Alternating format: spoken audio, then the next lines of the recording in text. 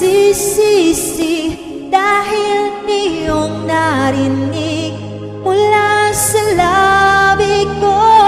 Salamat, salamat,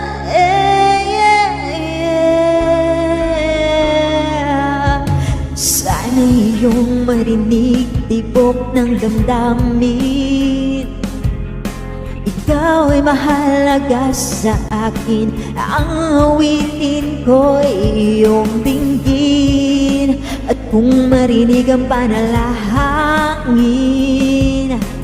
lagi kang naroroon, humihiling ng pagkakataon.